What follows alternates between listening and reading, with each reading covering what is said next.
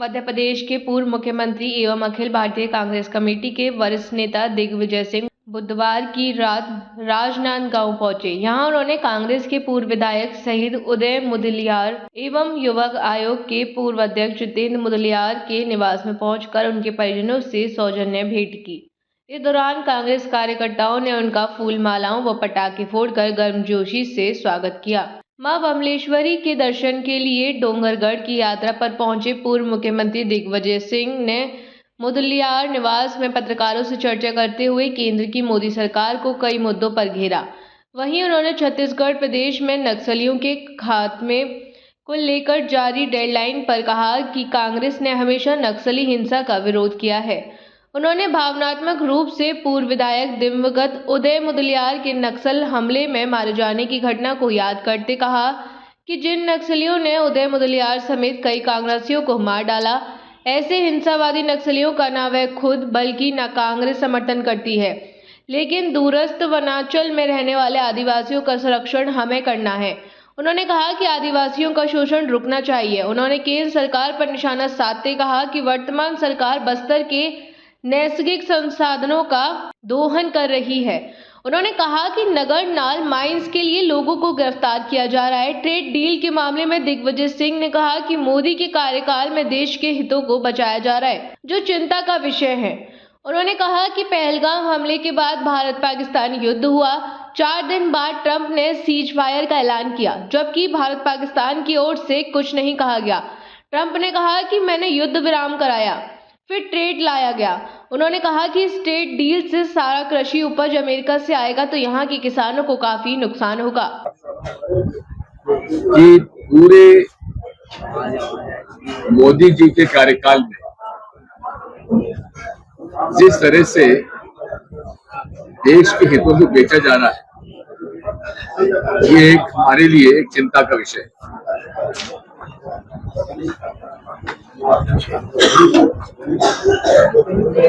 पहलगाम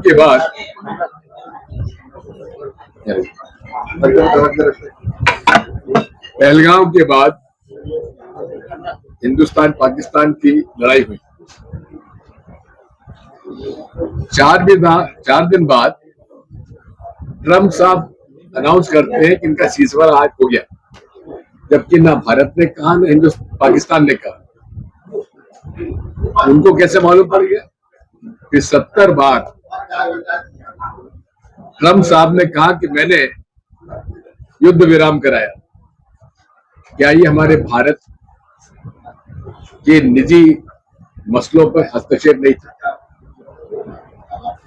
फिर हुआ ये ट्रेड डील कि अमेरिका का मक्का, कपास, सोयाबीन यहां आयात किया जाएगा और 3 गुना ज्यादा अमेरिका का ट्रेड यहां बढ़ेगा। अगर सारा वहां से कृषि उपज आ रहा है तो क्या भारत के कृषि उपज पर के भाव पर फर्क नहीं पड़ेगा? सस्ता हो जाएगा। अगर तुलना करें तो सामान्य तौर पर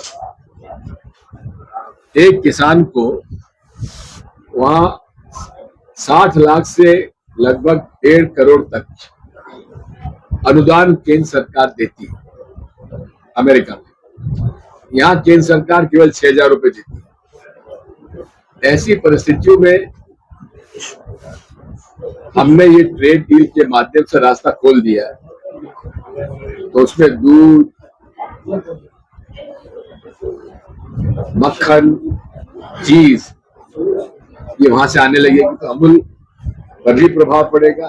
अमूल पे प्रभाव पड़ेगा तो अमूल को दूध देने वालों किसानों पर फर्क पड़ेगा। इस तरह से पूरे देश के हितों को, किसानों के हितों को उन्होंने बेच दिया। अब एक पैक्स साइकिल पे समझौता हुआ है। ये क्या है? जहां जहां आबादी ज्यादा है उतना ही डेटा उस देश का बड़ा होता है। सबसे ज्यादा बड़ा डेटा बैंक हमारा है, चाइना का है। जिसमें कि हर नागरिक की जानकारी उसमें मौजूद है। अब जीतू का अकाउंट कौन से बैंक में है, नो योर कंसर्न केवाईसी का डिटेल उसके अंदर आ जाएगा, आधार कार्ड आ जाएगा, उसके फोन नंबर आ जाएंगे। ये सारी इंफॉर्मेशन अब अमेरिका के पास पहुंच चुकी है। देखिए, बात यह है, कांग्रेस पार्टी ने हमेशा नक्सली द्वारा की जा रही हिंसा का विरोध किया। ये उदय हमारा सबसे बड़ा शिकार हुआ है नक्सलियों। उनको हमारा समर्थन कभी न था, न है, कभी रहेगा। लेकिन दूर दराज के जंगलों में रहने वाले आदिवासियों के हितों का संरक्षण हमको करना है।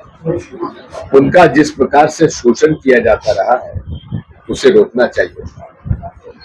जहां तक मौजूदा सरकार की बात है, ये बस्तर के जो नैसर्गिक साधन है उनके दोहन के लिए सब किया जा रहा है।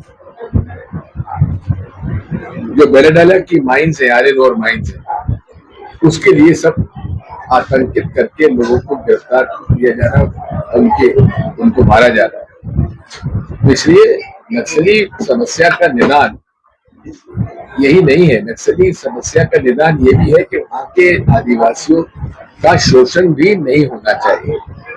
जो वहां ठेकेदार और अन्य लोग, बड़े लोग इनका शोषण करते हैं, वो नहीं होना चाहिए। कहने का मेरा मतलब यह है कि ट्रम्प साहब जो है, नरेंद्र मोदी जी को क्यों ब्लैकमेलिंग, किस कारण से ब्लैकमेलिंग कर रहे हैं और ये सह रहे हैं, क्या कारण, ये भी खोज का विषय है।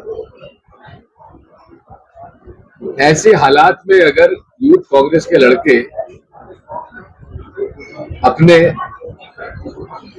ऊपर की कमीज खोल के चले गए तो क्या बिगड़ा, क्योंकि वैसे ही वहां पर हालात खराब थे। एक गलगोटिया यूनिवर्सिटी ने तो चाइना का रोबो जो था वो अपना बता दिया। इसलिए ये जो एआई समिट हुआ था, ये इवेंट था, इसका कोई असर भारत के उस पर असर नहीं पड़ेगा।